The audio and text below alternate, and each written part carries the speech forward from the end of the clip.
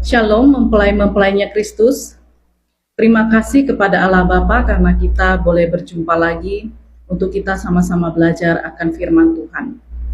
Mari kita belajar dari firman Tuhan yang dikatakan di dalam Ibrani 5 ayat 11 sampai 14. Tentang hal itu banyak yang harus kami katakan, tetapi sukar untuk dijelaskan, karena kamu telah lamban dalam hal mendengarkan. Sekalipun kamu ditinjau dari sudut waktu, sudah seharusnya menjadi pengajar. Ditinjau dari sudut waktu ya, sudah seharusnya menjadi pengajar. Tetapi kamu masih perlu lagi diajar asas-asas pokok dari pernyataan Allah, dan kamu masih memerlukan susu, bukan makanan keras. Sebab barang siapa yang memerlukan susu, dia tidak memahami ajaran tentang kebenaran. Barang siapa yang masih memerlukan susu, dia tidak memahami ajaran tentang kebenaran. Sebab ia adalah anak kecil. Tetapi makanan keras adalah untuk orang-orang dewasa, yang mempunyai panca indera yang terlatih untuk membedakan yang baik daripada yang jahat. Jadi ini dikatakan di dalam Ibrani oleh Rasul Paulus adalah orang-orang yang tidak mau dewasa di dalam rohaninya. Mereka hanya mau mendengar apa yang menyukakan telinganya, apa yang menyukakan hatinya, apa yang membuat pikirannya itu senang, apa yang menjawab keinginan-keinginan dagingnya. Itulah yang mau mereka terima. Dan dikatakan orang-orang seperti ini adalah orang-orang yang tidak memahami tentang ajaran kebenaran. Hanya orang dewasa yang mempunyai panca indera terlatih yang dapat membedakan apa yang baik dan apa yang jahat. Lalu juga dikatakan di dalam 1 Korintus 3 ayat 2, susulah yang kuberikan padamu bukanlah makanan keras, sebab kamu belum dapat menerimanya. Di dalam 1 Korintus 3 ayat 2 ini dikatakan oleh Paulus juga, ini kepada orang-orang yang bukan jemaat ya, tetapi mereka adalah pengerja-pengerja di dalam rumahnya Tuhan. Jadi ada juga orang-orang yang telah sekian lama melayani, tetapi juga seperti ini. Dia tidak bisa menerima makanan keras, dia tidak bisa menerima firman yang menegur, firman yang mendidik, firman yang mengubahkan mereka. Mereka tidak bisa menerima hal ini. Mereka hanya ingin menikmati susu saja. Pada 30 Agustus 2022, saya melihat seorang wanita yang baru saja melahirkan anaknya. Dia ini di antara keluarga kami ya. Dan di dalam penglihatan itu, Roh Kudus itu datang kepada dia. Yang baru melahirkan ini adalah seorang yang baru saja percaya kepada Tuhan. Setelah dia menikah, dia itu percaya kepada Tuhan. Dan ketika Roh Kudus sampai kepada dia, Roh Kudus itu menggendong seorang anak yang umurnya itu bukan kecil lagi, mungkin 7 tahun atau 8 tahun. Dan diikuti oleh beberapa anak-anak yang lain, mulai dari kecil sampai yang dewasa. Itu mengikuti Roh Kudus. Dan wanita yang baru melahirkan ini bertanya, sedang apa ibu? Dia tanya begitu. Dan Roh Kudus menjawab, saya sedang memeras ASI. Dan saya memeras ASI itu dengan pompa katanya. Karena begitu banyak anak-anak yang memerlukan ASI. Dan ini sangat melelahkan, sangat menyakitkan. Dan saya harus terus memompanya untuk mereka terus-menerus, kata Roh Kudus. Lalu Roh Kudus pergi, dan anak-anak itu mengikuti dia. Roh Kudus itu sangat sedih. Dan karena penglihatan ini, saya ini sakit beberapa hari karena penglihatan ini. Lalu besoknya di tanggal 31 bulan 8 2022, seorang suami bersama istrinya dan anak-anak mereka itu dalam satu kamar. Kemudian ketika keluar kamar, istrinya pergi entah kemana. Anak-anaknya ini dibawa oleh suaminya ke sekolah mereka. Di sekolahnya itu ada 2 gerbang. Yang kirinya ini adalah khusus untuk anak-anak yang kecil, dan yang kanan ini adalah khusus untuk anak-anak yang dewasa. Dan saya melihat Tuhan duduk di kursi tunggunya itu, dan dia menghitung Dia menghitung semua anak-anak yang masuk itu dihitung. Saya melihat bagaimana anak-anak yang masuk itu ke lapangan, turunan begitu di lapangan, dan lapangan itu adalah sebuah padang gurun yang besar. Dan mereka bermain di situ, berputar-putar di situ. Dan saya bilang begini, Tuhan, kenapa dibiarkan anak-anak itu di situ? Itu panas sekali. Saya ngeliat padang gurun itu panas sekali. Sedangkan anak-anak yang dewasa di sebelah kanan, mereka masuk dari gerbang kanan, mereka sampai ke sebuah lapangan. Dan mereka itu sebagian daripada mereka itu ada yang telanjang. Dan mereka di rotan. Setelah di rotan dengan badan yang biru-biru, mereka dimasukkan ke kantor, diobati, diberi pakaian, lalu mereka jalan melalui sebuah gang dan mereka sampai kepada kelas mereka masing-masing. Saya melihat gang itu, saya tahu gang itu adalah sebuah jalan pintas untuk mereka sampai kepada kelas mereka. Nah, waktu pertama saya melihat Tuhan duduk di kursi itu, saya terus menangis. Karena saya tahu bagaimana perasaan Tuhan. Tuhan izinkan saya merasakan apa yang di dalam hatinya. Tuhan itu begitu mengasihi anak-anak ini. Dia begitu luar biasa mencintai anak-anak ini, merawat anak-anak ini. Tetapi anak-anak itu adalah anak-anak hasil jinah, kata Tuhan. Mereka adalah hasil anak-anak jinah. Bagaimana cintanya yang luar biasa, kesabarannya dalam menjaga anak-anak itu, mendidik anak-anak itu. Tapi anak-anak itu adalah anak-anak pemberontak, kata Tuhan. Lalu Tuhan juga berkata begini, aku ini adalah suami yang mengasihi kamu. Aku tetap mau menerima kamu walaupun kamu telah melupakan dan meninggalkan aku. Asalkan kamu mau kembali dengan sungguh-sungguh, relakan aku mendidikmu, kata Tuhan. Apakah harus dengan pukulan? Bahkan jika harus dengan pukulan-pukulan, supaya kamu mengerti bagaimana menjadi layak bagiku. Semua karena aku sungguh-sungguh mengasihimu. Apapun kesalahanmu, aku ingin membenarkanmu dan memberi kemurahanku kepadamu dan mengembalikan kamu sebagai istriku. Kembalilah anak-anakku. Itu kata Tuhan saat itu. Nah, dalam Ibrani 12 ayat 1, ayat 5 sampai 9 dan ayat 11. Hai anakku, janganlah anggap enteng didikan Tuhan dan putus asa apabila engkau diperingatinya. Karena Tuhan menghajar orang yang dikasihinya dan mengesah orang yang diakuinya sebagai anak. Jika kamu harus menanggung ganjaran, Allah memperlakukan kamu sebagai anak. Di manakah terdapat anak yang tidak dihajar oleh ayahnya? Di manakah terdapat anak yang tidak dihajar oleh ayahnya? Tetapi jikalau kamu bebas dari ganjaran yang harus diterita setiap orang, maka kamu bukanlah anak, tetapi anak-anak gampang. Selanjutnya dari ayah kita yang sebenarnya, ayah di bumi maksudnya ya, kita beroleh ganjaran, mereka kita hormati. Kalau demikian, bukankah kita harus lebih taat kepada Bapa segala roh, supaya kita boleh hidup? Tiap-tiap ganjaran waktu diberikan tidak mendatangkan sukacita. Tiap-tiap ganjaran ketika datang itu tidak mendatangkan sukacita, tetapi duka cita. Tetapi kemudian ia menghasilkan buah kebenaran. Ganjaran itu membuat kita itu menghasilkan buah kebenaran. Nah, tadi dikatakan di atas, anak-anak yang hanya minum susu, mereka tidak mengerti, tidak memahami kebenaran, ya, tidak sampai kepada kebenaran itu. Tetapi orang-orang yang mau dihajar, mereka lah yang akan menghasilkan buah kebenaran, kata Tuhan. Di tanggal 21 bulan 5, 2022, saya melihat sebuah klub malam dan di situ remang-remang. Klub malam itu ya seperti biasa, namanya klub malam. Apa yang ada di situ semua adalah hal-hal kenajisan, dosa ya. Dan saya melihat bagaimana ketika saya keluar bersama beberapa orang, kami keluar itu membawa sebuah tentengan tas yang sangat besar. Dan di tas itu tertulis percabulan, perjinahan, keangkuhan, kejahatan, kesombongan, iri hati, cinta uang, dan segala macam-macamnya. Dan di tas itu juga ada seperangkat alat perangnya.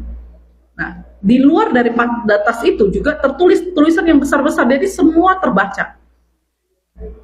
Dan Tuhan itu menjawab saya begini, orang yang telah melepaskan kedagingannya, bukan berarti dia tidak bisa kembali. Semuanya itu masih dibawa.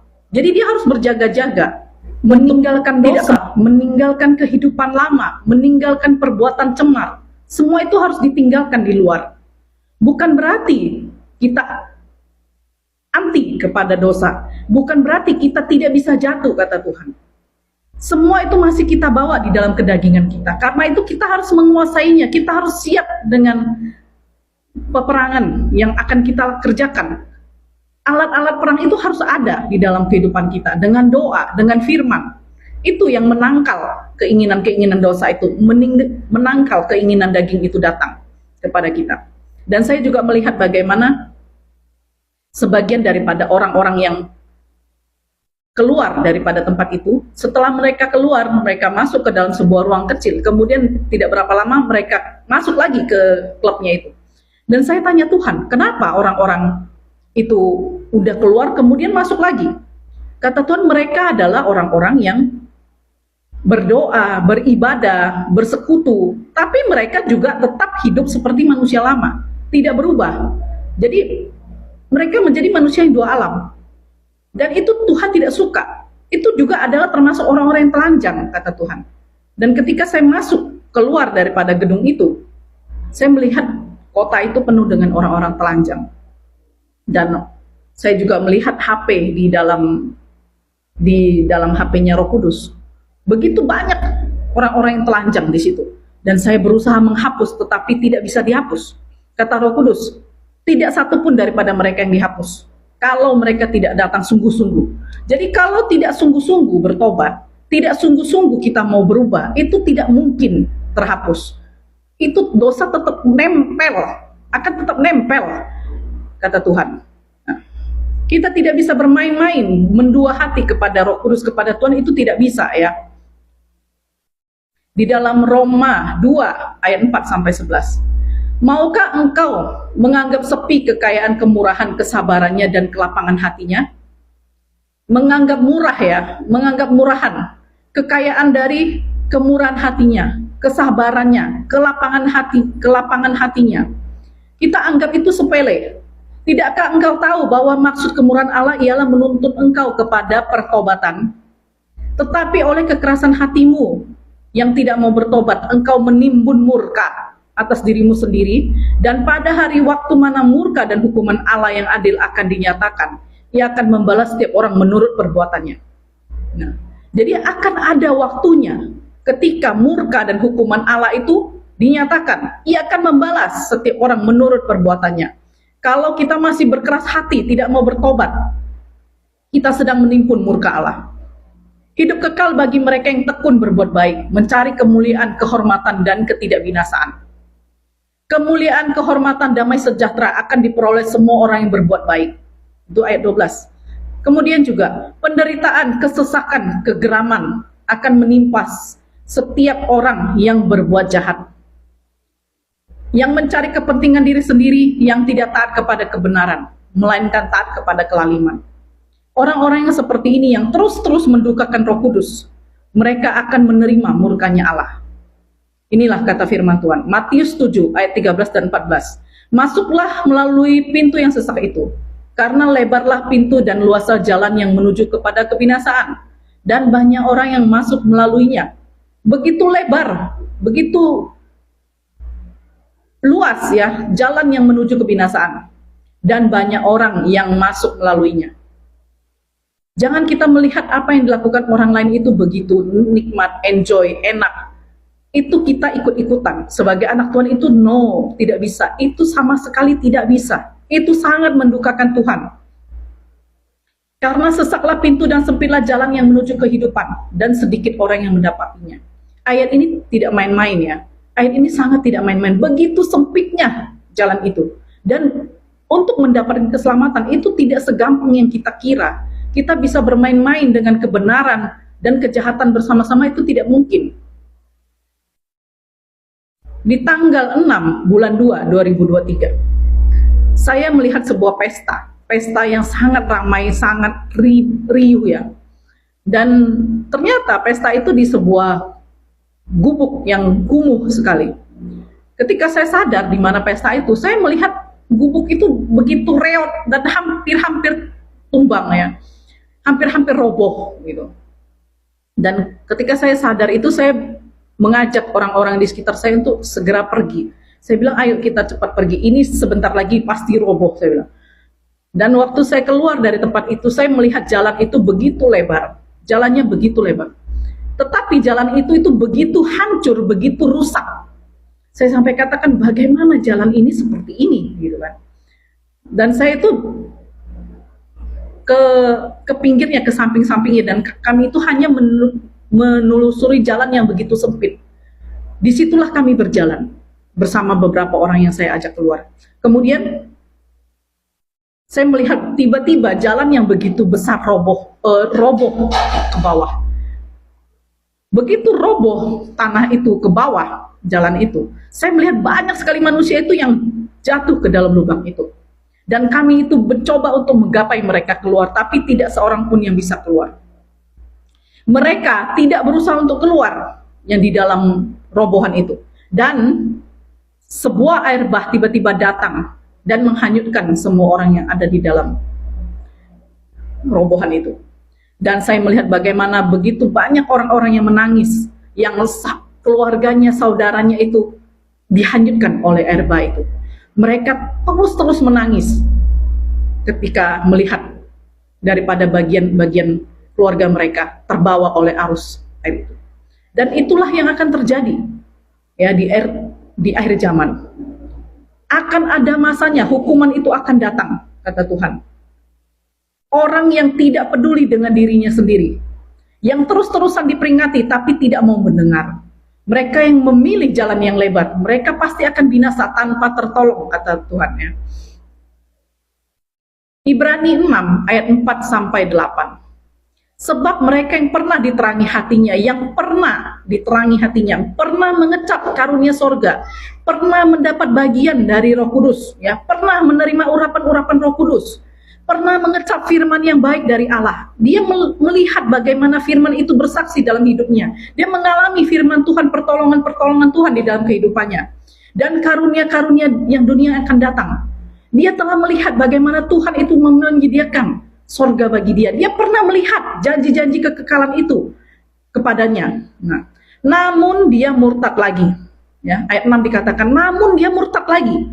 Tidak mungkin dibaharui lagi sekali lagi, kata Tuhan, hingga mereka bertobat. Orang yang sudah menikmati semua janji-janji firman Tuhan, ya, pertolongan, kesembuhan, dan segala macam, bahkan kehidupan kekal diberikan, janjinya itu diberikan kepada mereka.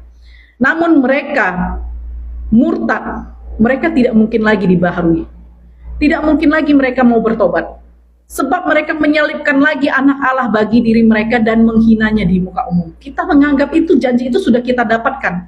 Dan kita menyepelekan, ya, maka kita itu menyalibkan lagi anak Allah dan menghinanya di depan umum, kata Tuhan. Ketika kita sudah dibenarkan oleh Tuhan, kita sudah dikuduskan, kita sudah dimuliakan oleh Tuhan, kita kembali lagi kepada hidup dosa, kita sama saja itu kita menghina muka Dia, ya. Sebab tanah yang menghisap air hujan yang sering turun ke atasnya, menghisap air hujan yang sering turun ke atasnya, menghasilkan tumbuh-tumbuhan yang berguna bagi mereka yang mengerjakannya dan menerima berkat dari Allah. Ini adalah orang-orang yang telah menerima banyak daripada Tuhan, ya, mengerjakannya, mereka juga mengerjakannya. Nah, tetapi jikalau tanah itu menghasilkan semak duri dan rumput duri, tidaklah ia berguna. Apa yang dikerjakannya, walaupun yang dikerjakannya itu tidak menghasilkan kebenaran, kata Tuhan.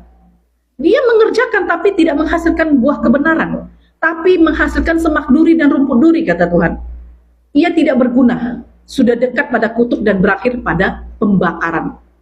Jadi firman yang kita terima, janji-janji, karunia roh, dan semua yang kita terima yang baik daripada Tuhan, apa yang kita hasilkan? Apakah kita menghasilkan semak duri, rumput duri? Kita harus lihat itu. Kata Tuhan itu akan berakhir pada pembakaran, ya.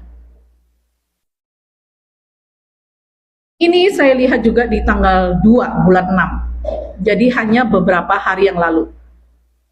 Hari Senin yang lalu. Firman ini datang untuk melengkapi apa yang telah Tuhan suruh saya siapkan. Nah, inilah yang saya lihat. Jadi di tanggal itu saya melihat, Selasa itu saya melihat begitu banyak orang yang berkumpul dalam sebuah persekutuan. Mereka mengeluarkan perbedaan mereka, kekayaan mereka, uang mereka, perhiasan mereka, semua dikeluarkan. Tetapi mereka juga mengeluarkan kata-kata hujat. Mereka menyombongkan diri, mereka menghina firman Tuhan. Dan ketika mereka lakukan itu, Tuhan memberi saya beberapa set daripada giwang ya. Satu papan itu 3 set untuk 3 orang dan ditaruh satu tumpuk di tangan saya. Saya tidak tahu berapa set jumlahnya. Tetapi di giwang itu saya melihat semua daripada giwang itu adalah lambang Mesir. Dan Tuhan katakan mereka adalah budak-budak Mesir. Karena pakaian yang mereka pakai itu saya lihat juga pakaian budak. Budak-budak yang mereka pakai, walaupun mereka dengan begitu banyak perhiasan mereka, dengan banyaknya kemewahan mereka. Dan saya melihat bagaimana persekutuan tempat itu adalah sebuah bangunan yang hancur, sehancur-hancurnya. Tuhan katakan mereka bukan anak-anakku, mereka adalah budak-budak Mesir, kata Tuhan. Dan saya melihat bagaimana besoknya Tuhan juga membawa saya kepada satu persekutuan. Dan di situ saya melihat Roh Kudus begitu sibuknya Roh Kudus. Dia menyediakan makanan-makanan keras. Dan yang datang semua itu berkumpul untuk makanan keras. Dan Roh Kudus begitu bersuka cita. Dan saya melihat Roh Kudus itu saya menari-nari. Seperti saya tahu dia begitu bersuka cita. Dan saya memanggil dia ibu. Dan dia sangat senang. Dia sangat senang kepada anak-anak yang mau mengikuti kemauannya, yang suka dengan makanan keras, suka ditegur, suka dididik dengan benar, dan suka melakukan firman-Nya dengan benar. Roh Kudus berkata, merekalah singa-singa muda, kata Roh Kudus, yang punya keberanian, mereka siap untuk menghadapi tantangan hidup. Mereka punya emosi yang stabil, yang bisa menjaga kendali atas situasi-situasi yang akan mereka hadapi. Mereka adalah orang-orang yang berani maju, mereka orang yang bersikap fleksibel dan siap untuk segala perubahan. Itulah orang-orang yang Roh Kudus mau. Dan mereka adalah orang yang punya perlindungan terhadap serangan-serangan dan bahaya. Artinya mereka adalah orang yang berdoa, orang yang berjaga-jaga. Merekalah orang-orang yang akan masuk ke Kanaan, kata Roh Kudus. Ketika saya melihat keadaan ini, saya melihat perbedaan yang sangat jauh dengan apa yang dikatakan oleh Roh Kudus di tahun 2002 itu tentang ASI. Ketika Roh Kudus memperlihatkan itu, Roh Kudus itu kelihatan sangat sedih, dia berduka, bahkan kelihatan marah. Nah, ketika saya melihat waktu itu, saya itu ditimpa sakit selama beberapa hari. Dada saya ini itu sakitnya itu luar biasa. Selama 3 hari 3 malam saya seperti orang yang mau ngapa-ngapain juga nggak bisa. Berdiri nggak bisa, duduk salah, baring salah, tidur salah, semua salah. Seperti seorang ibu yang sedang menyusu. Dan itu sakitnya luar biasa. Sakitnya luar biasa. Sampai saya katakan kepada Roh Kudus tolong saya. Roh Kudus tolong saya tidak mau hamil. Saya katakan, saya tidak mau hamil. Tolong saya supaya saya tidak hamil. Saya katakan begitu. Itulah yang Roh Kudus rasakan. Ketika kita hanya terus-terusan ingin susu. Kita menyakiti Roh Kudus, kita menyakiti Tuhan, kita menyakiti hati Tuhan. Dan ketika Tuhan duduk melihat anak-anak itu masuk di dalam sekolah itu, saya terus menangis dan menangis. Saya melihat Tuhan itu begitu mengasihi, tapi anak-anak ini adalah anak-anak yang tidak tahu bagaimana menyukakan hati Bapa. Mereka adalah anak-anak yang terus mengkhianati Dia, terus memberontak kepada Tuhan. Bahkan ketika saya menyiapkan ini, Roh Tuhan berkata kepada saya, anak-anak yang hanya tahu minum susu, mereka tidak akan duduk satu meja dengan aku. Mereka tidak akan duduk seperjamuan dengan aku, kata Tuhan. Mereka akan disisihkan, kata Tuhan. Yosua 5 ayat 6-8. Sebab 40 tahun lamanya orang Israel itu berjalan melalui padang gurun sampai habis mati seluruh bangsa itu, yakni prajurit yang keluar dari Mesir yang tidak mendengarkan firman Tuhan. Kepada mereka itu Tuhan telah bersumpah bahwa Ia tidak mengizinkan mereka melihat negeri yang dijanjikan Tuhan dengan bersumpah kepada nenek moyang mereka akan memberikannya kepada kita, supaya suatu negeri yang berlimpah susu dan madunya.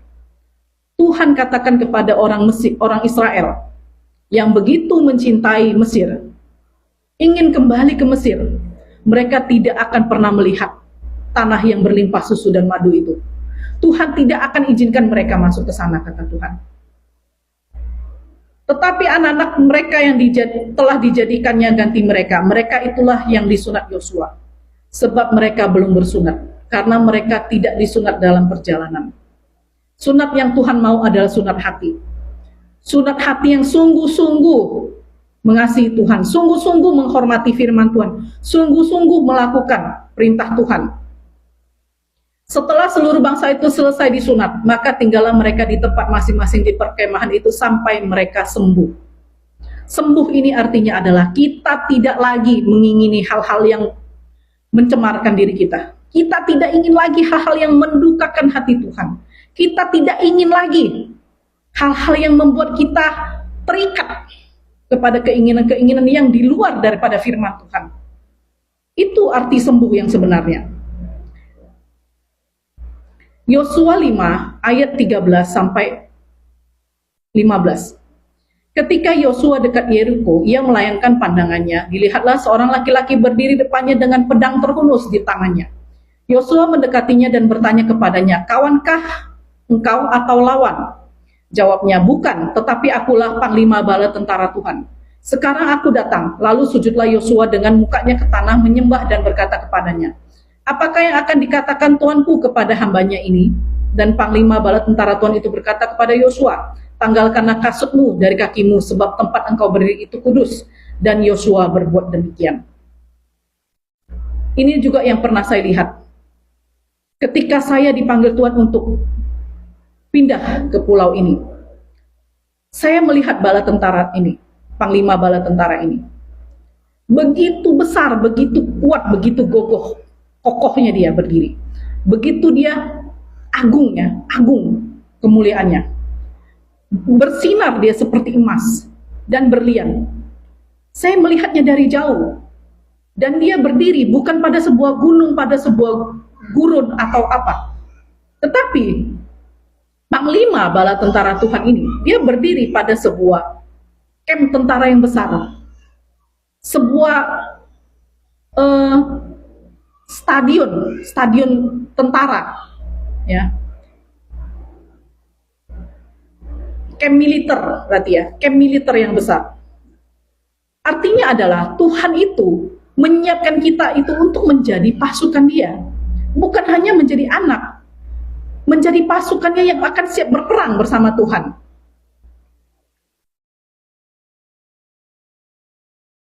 Lalu ketika saya menyiapkan ini, Tuhan ingatkan saya, bagaimana seorang anak yang hanya minum susu bisa ikut berperang? Bagaimana anak yang seorang hanya minum susu bisa melayani? Mengurus diri sendiri saja tidak benar. Bagaimana dia bisa melayani? Bagaimana dia bisa ikut berperang? Tuhan tidak memanggil orang-orang seperti itu. Tuhan tidak suka. Tuhan benci orang-orang yang seperti itu, yang hanya mau untuk menikmati firman-firmannya yang enak saja. Tuhan tidak suka. Tuhan tidak pernah memanggil kita hanya untuk menikmati hal-hal yang baik saja, tapi Tuhan memanggil kita selalu untuk berperang. Kita bisa belajar dari perjanjian lama maupun perjanjian baru. Peperangan kita adalah melawan daripada kuasa gelap, melawan dari penguasa-penguasa dunia yang akan segera mewujudkan, menggenapi seluruh firman Tuhan. Mereka juga sudah tahu waktunya tiba, dan Tuhan tidak mau kita hanya diam saja. Daniel 12 ayat 1. Pada waktu itu juga akan muncul Mikael, pemimpin besar itu, yang akan mendampingi anak-anak bangsamu. Dan akan ada suatu waktu kesesakan yang besar. Kesesakan yang besar. Seperti yang belum pernah terjadi sejak ada bangsa-bangsa sampai pada waktu itu. Tetapi pada waktu itu bangsamu akan terluput, yakni barang siapa yang dapati namanya tertulis dalam kitab itu. Yang terluput adalah orang-orang yang tertulis namanya dalam kitab itu. Ya. Yang tidak tertulis itu sudah pasti dicoret. Sudah pasti mereka adalah orang-orang yang tidak diizinkan Tuhan masuk di dalam kehidupannya, di dalam kerajaannya. Dan juga dikatakan, hanya anak-anak yang dengar-dengaran dengan Tuhan yang bisa melewati masa itu, kata Tuhan. Yang setengah hati tidak akan bisa lewat pada masa itu, di masa kesesakan itu. Ya, yang dikatakan di dalam Daniel 12 ayat 1 ini. Akan ada suatu waktu kesesakan yang besar seperti yang belum pernah terjadi sejak ada bangsa-bangsa sampai pada waktu itu. Pada masa kesesakan itu, kata Tuhan, hanya orang yang benar-benar dengar-dengaran dengan Tuhan. Orang yang setengah hati tidak bisa lewat, yang akan selalu menyerukan nama Tuhan, bukan hanya di bibirnya saja, tetapi juga di hatinya. Merekalah orang-orang yang bisa melewati masa itu. Merekalah orang-orang yang akan bersama dengan Tuhan sebagai tentara-tentaranya Tuhan. Ketika saya melihat Panglima Bala Tentara Tuhan ini, saya mengerti apa yang dilihat oleh Musa dan Yosua. Kekudusan Tuhan itu bukan main-main. Juga apa yang dikatakan Yohanes, membuka kasutnya saja, saya tidak layak, kata Yohanes. Walaupun Yesus katakan di antara semua manusia yang dilahirkan oleh perempuan, tidak ada seorang pun yang lebih besar dari Yohanes Pembaptis. Tidak ada seorang pun, kata Tuhan, yang lebih besar daripada Yohanes Pembaptis. Tetapi Yohanes Pembaptis katakan, membuka kasutnya saja saya tidak layak. Begitu Tuhan mulia, begitu Tuhan kudus, begitu Tuhan itu luar biasa di atas segala-galanya. Kalau dikatakan saya melihat dia dari begitu jauh, itu besarnya sampai ke langit. Bagaimana kalau saya dekat di bawah kakinya? Itu kita tidak sampai setitik debu saja di depan Tuhan. Apa yang mau kita banggakan? Apa yang mau kita harapkan? Kalau kita itu sebegitu kecilnya di hadapan Tuhan. Mari kita sama-sama memperbaiki diri kita supaya kita itu dikatakan layak sebagai tentaranya Allah. Sungguh-sungguh melakukan bagian kita. Panggilan Tuhan kepada kita. Ketika bangsa Israel dipanggil keluar kepada Mesir, mereka dipanggil bukan karena tidak ada tujuan, tetapi Tuhan mau mereka memenangkan sebuah tanah, sebuah peperangan yang besar. Apa yang akan kita menangkan ini nanti adalah peperangan memenangkan jiwa-jiwa, menghancurkan tembok-tembok Yeriko zaman ini, di mana tembok-tembok itu mengurung jiwa-jiwa itu kepada kebinasaan. Kita harus sampai kepada tembok itu. Kita harus menghancurkan tembok itu, kata Tuhan. Kita harus melepaskan tawanan-tawanan itu. Hanya tentara-tentara yang perkasa, yang siap, yang memperlengkapi dirinya dengan seluruh pakaian senjata Allah. Merekalah yang bisa sampai kepada masa itu, kata Tuhan. Mereka yang bermain-main dengan firman Tuhan, bermain-main dengan Roh Kudus, mereka tidak akan sanggup melewati masa itu. Mereka akan sampai hanya kepada padang gurun dan dibinasakan di padang gurun. Tidak akan sampai masuk kepada tanah perjanjian itu, kata Tuhan. Kita harus sungguh-sungguh di masa sekarang ini, sebab inilah akhir zaman, kata Tuhan. Inilah akhir zaman. Kita tidak bisa lagi berleha-leha. Pada suatu hari di tahun 2002, saya sedang berada di gereja, dan itu saya sedang menunggu waktu ibadah, mungkin hanya selisih kurang berapa menit ya. Dan sebuah lagu itu sedang disetel di layarnya, karena sedang menunggu waktunya ibadah. Dan sebuah pujian dinaikkan, itu berjudul Rescue dari Lauren Daigle. Lagu itu ada baitnya dikatakan di situ, Hear my SOS, my SOS. Itu ada sebuah seruan kita kepada Tuhan. Tuhan, dengarlah, saya butuh pertolongan. Tetapi ketika lagu itu dinyanyikan, begitu sampai kepada bait itu, yang masuk di dalam diri saya, roh saya, itu adalah apa yang Tuhan katakan kepada saya. Hear my SOS. Hear my SOS, kata Tuhan. Ketika saya mendengarkan itu, roh saya itu seperti orang yang tidak kuat berdiri lagi. Saya masuk kepada sebuah gudang di mana di lantai 2 itu ada sebuah gudang, di mana kursi-kursi yang tidak dipakai itu disusun di dalam gudang itu. Dan saya hanya menangis di situ. Saya terus-terus menangis di dalam gudang itu.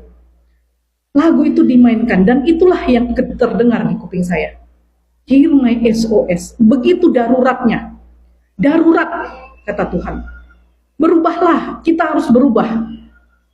Ketika Tuhan katakan, anak-anak yang hanya minum susu, mereka tidak akan duduk satu meja dengan aku. Mereka tidak akan duduk dalam perjamuanku, kata Tuhan. Ketika saya dengar itu, hati saya itu begitu lemes.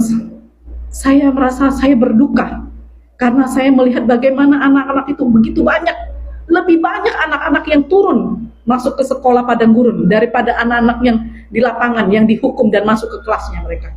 Perbandingannya itu begitu jauh. Tetapi Tuhan katakan mereka itu orang yang tidak akan duduk seperjamuan dengan aku. Saya katakan, Roh Kudus, berilah belas kasihan. Roh Kudus, tolonglah mereka, supaya mereka mengerti. Kalau perlu, Roh Kudus, biarlah mereka merasakan apa yang kau rasakan. Bagaimana kesakitan di dalam dadamu itu. Seperti yang saya rasakan itu 3 hari 3 malam. Tidak bisa berbuat apa-apa. Hanya bisa merintih dan menahan. Biarlah mereka juga merasakannya bagian itu. Supaya mereka mengerti bagaimana mereka harus berubah. Mereka harus menjadi layak. Dan anak-anak pemberontak, kalau perlu mereka harus bisa merasakan bagaimana sakit melahirkan. Biarlah mereka merasakan hal itu. Supaya mereka bertobat. Supaya mereka tidak binasa di padang gurun. Saya katakan kepada Tuhan dan Roh Kudus. Berilah kesempatan. Berilah kesempatan supaya mereka tidak binasa.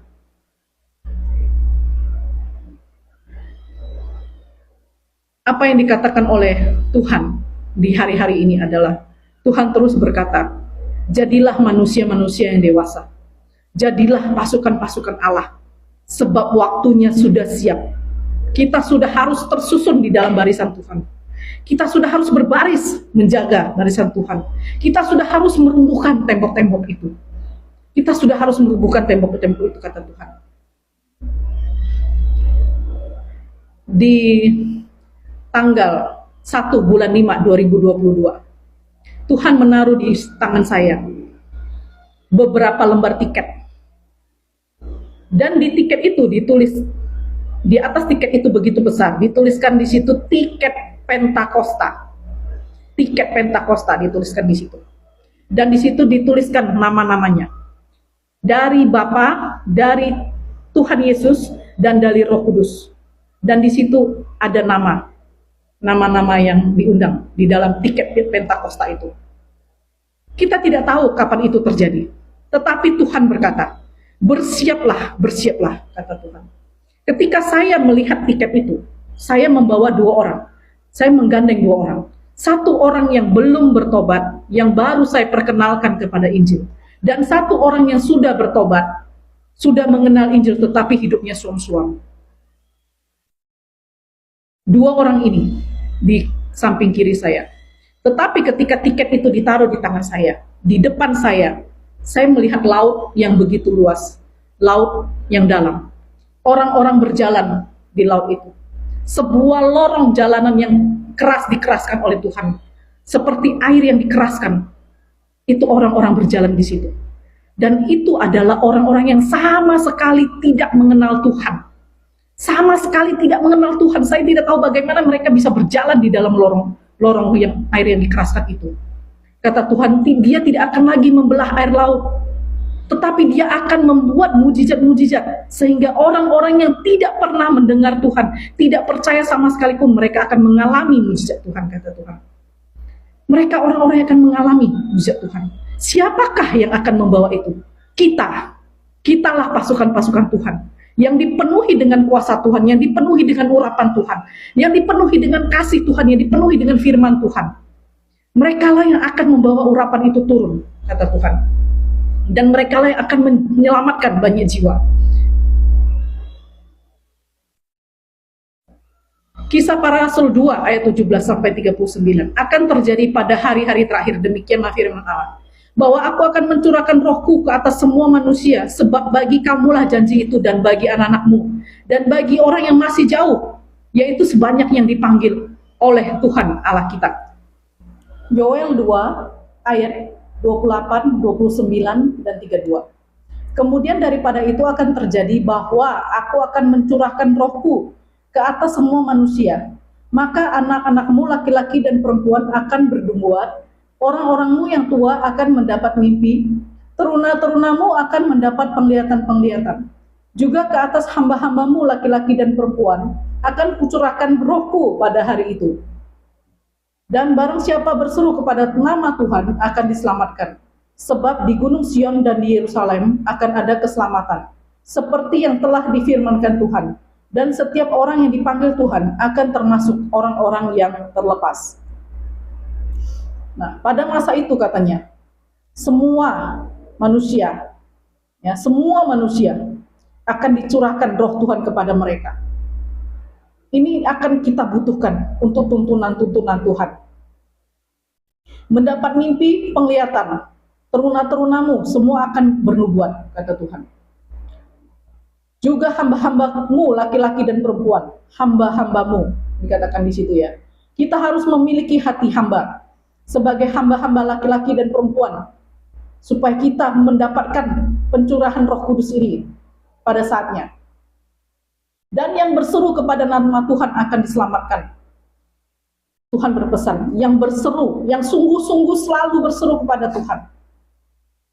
Bukan saja berseru di dalam bibirnya saja, tetapi sungguh-sungguh dari jiwanya dan hatinya, dia merindukan Tuhan.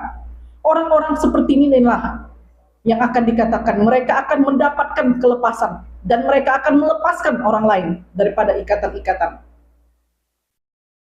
Seperti yang telah difirmankan Tuhan, setiap orang yang dipanggil Tuhan akan termasuk orang-orang yang terlepas. Inilah yang Tuhan mau akan lakukan di akhir zaman ini. Mazmur 77 ayat 14, 16, 19, 20. Engkaulah Allah yang melakukan keajaiban. Engkau telah menyatakan kuasamu di antara bangsa-bangsa. Air telah melihat engkau, ya Allah. Air telah melihat engkau, lalu menjadi gemetar. Bahkan samudera raya gemetar.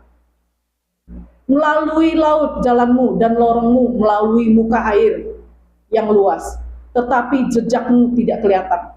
Engkau telah menuntun umatmu seperti kawanan domba. Ini yang dikatakan oleh Tuhan pada akhir zaman. Melalui air yang luas, pulau ke pulau, bangsa ke bangsa, kata Tuhan. Semua akan sama. Tuhan akan menuntun mereka. Hanya anak-anak yang bisa mendengar. Hanya anak-anak yang bisa mendengar. Seperti domba mengenal kepada gembalanya. Domba itu hanya berpaling dan datang kepada gembalanya. Dia tidak datang kepada suara gembala yang lain. Hanya kepada domba-dombanya. Ingatlah akan pesan Tuhan. Anak asih. Anak yang masih asih, kata Tuhan. Anak yang tidak mengerti kebenaran.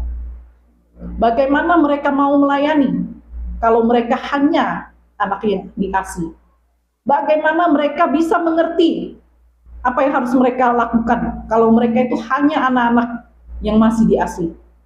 Bagaimana mereka bisa dikatakan berperang bersama Tuhan kalau mereka hanya seorang anak-anak yang masih diasih?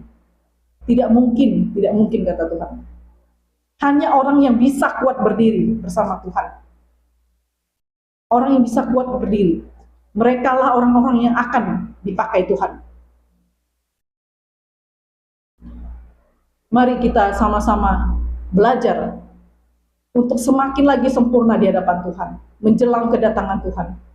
Bukan menjelang lagi, menjelang hari Tuhan yang besar. Kita sama-sama mempersiapkan diri. Semakin hari kita semakin teguh, semakin disempurnakan, semakin menguatkan, mengokohkan iman kita. Karena kita tahu perang ini akan segera terjadi. Perang di dalam dunia roh ini. Untuk melepaskan kubu-kubu, tawanan-tawanan, mengambil jarah-jarahan daripada kuasa gelap ini. Kita harus segera untuk menghadapi mereka. Kita memperlengkapi diri kita masing-masing. Mari kita berdoa. Bapa, kami mengucap syukur untuk semua yang baik yang daripada-Mu dalam kehidupan kami. Kami sungguh-sungguh Tuhan berterima kasih bahwa Engkau senantiasa ada bagi kami. Engkau tidak pernah Tuhan meninggalkan kami, melupakan kami Tuhan. Atau membiarkan kami Tuhan berjalan dengan kemauan kami sendiri, pendirian kami sendiri. Kami mengucap syukur Tuhan, hikmat-Mu selalu ada dari zaman ke zaman bagi kami. Jadikan kami Tuhan anak-anak-Mu yang layak, bukan anak-anak yang seperti apa yang kami inginkan saja. Biarlah kami mengerti Tuhan, apa yang layak bagi kami, apa yang harus kami kerjakan, apa yang harus kami lakukan bagi kerajaan-Mu, bagi Engkau Tuhan.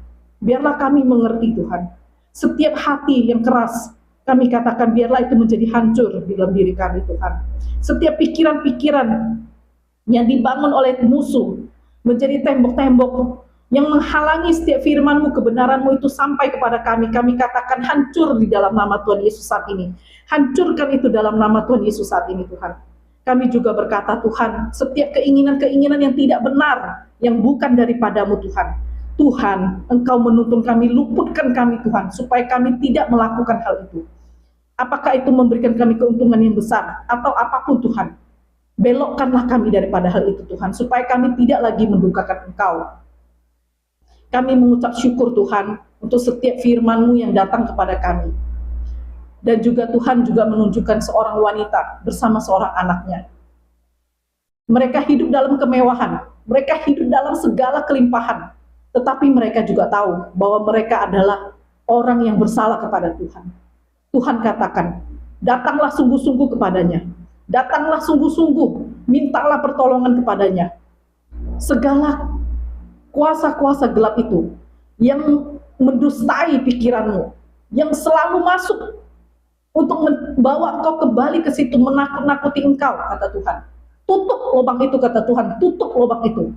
Jangan biarkan kuasa itu terus mengintimidasimu, kata Tuhan. Masuklah di dalam hadirat Tuhan, masuklah di dalam perlindungan Tuhan, kata Tuhan.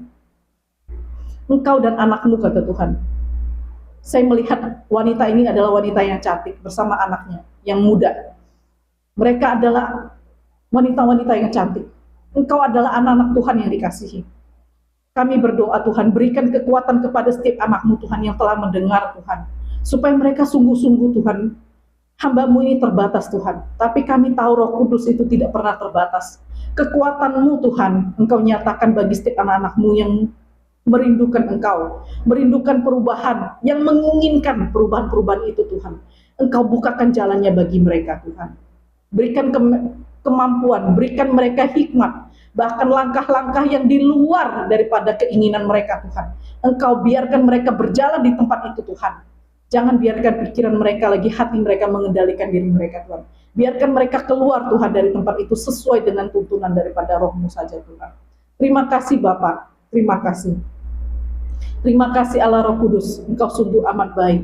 Engkau Ibu atas segala roh, Engkau Ibu atas kami, Engkau yang merawat kami, Engkau yang menyediakan segala sesuatu, dan Engkau yang memenuhi kami dengan sukacita. Kami mengucap syukur Allah Roh Kudus. Terima kasih Tuhan Yesus, terima kasih. Terima kasih. Di dalam nama Tuhan Yesus kami berdoa mengucap syukur. Haleluya. Amin. Amin. Amin. Terima kasih saudara-saudaraku. Sampai jumpa. Shalom. Shalom.